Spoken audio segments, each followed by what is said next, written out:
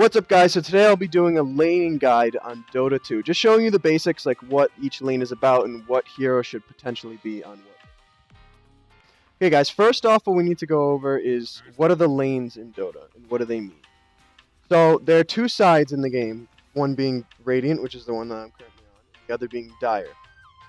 Now, the lanes are the polar opposites for each side. For the Radiant, this lane is the off lane, this lane is the mid lane, and this lane is the safe lane. For the Dire, it's the opposite. This lane is the off lane, and this lane is the safe lane, but both having this be the mid lane. So the purpose of each lane is you want to put certain heroes on each lane. For example, there are certain heroes that are known as hard carries in the game. Those hard carries consistently are going to be getting the most farm. You want them to be the safest because they're going to be controlling the fights, getting the most damage. Now, we want them on the safe lane. The reason for this is because you have the most area to protect your safe laner. As you can see on the map over here, there's a lot more covered over here for Radiant, and it's a lot easier to get to for Radiant than it is for Dire. So thusly, this lane is the safe lane. Normally in this lane, you'll have one support taking care of your hard carry to make sure he gets his farm and to make sure he doesn't die. Now, for the mid laner tends to be one of the biggest teamfight controller and the one to get the second to most farm. So in the mid lane, there tends to be one hero on each side. Considering there are 5 heroes in the game, you normally have 2 on the off lane, 1 in the mid lane, and 2 in the safe lane. This way, your heroes are most protected. Now, the reason for having 1 hero in the mid lane is because that's going to be the most dangerous lane, but you want a hero there to make sure they get the XP and they get the gold from it. And normally, in those situations, you're going to see one-on-one. The heroes that go in mid tend to be able to do a lot once they get their level 6, which level 6 in Dota is when you get your ultimate. So, after they get their level 6, the mid lane hero can either go and help the bottom lane get some kills, or help the top lane and get some kills. Other than that, they'll tend to just stay in their lane and attack the enemy tower.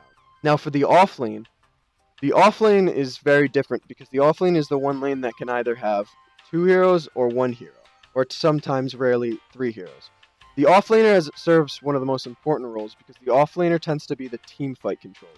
The purpose of the team fight controller is exactly what it sounds like.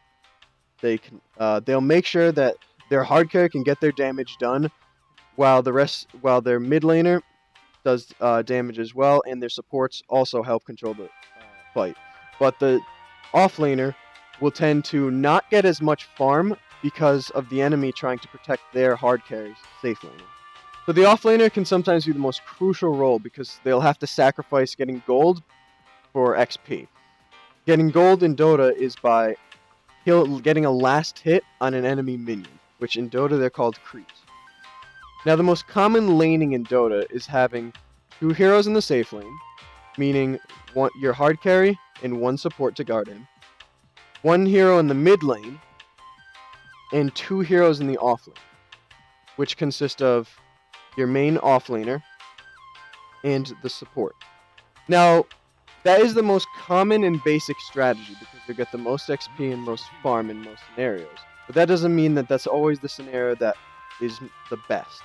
Now, there are other situations where the enemy will be contesting your hard carry in this lane. And if they're contesting them heavily, then sometimes you want to have 1 more support come to the lane. So, in that situation, you would have 2 supports in the lane with the hard carry. This way, you can either get more kills for your hard carry, or you can get more farm for your hard carry. So at that, you'll have 3 in the bottom lane, 1 in the mid lane, and 1 in the off lane. Sometimes that strategy, though, can leave your off laner exposed to getting killed. So that requires your off laner to be playing extra kills.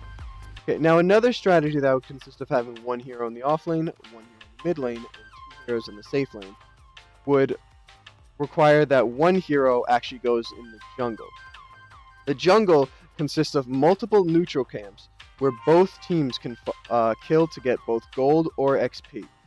Normally, when you have a jungler, the jungler will spend most of the laning phase farming the jungle camps in these locations. This way, the offlaner gets solo XP, and the jungler can also get his own gold and XP at the same rate that the dual lane. Now, sometimes in Dota, you want to play a little bit more aggressive. So, another strategy that you can do is have one of the supports play a roaming support.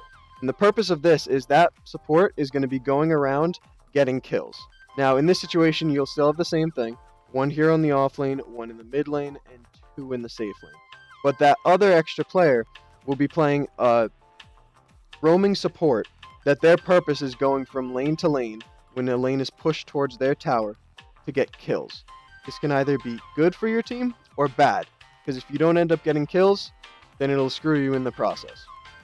But if you do get kills, then you're far ahead. Okay, I hope you guys enjoyed this quick tutorial. That's it for laning phase that I have for right now. So thank you for watching, and I'll see you later.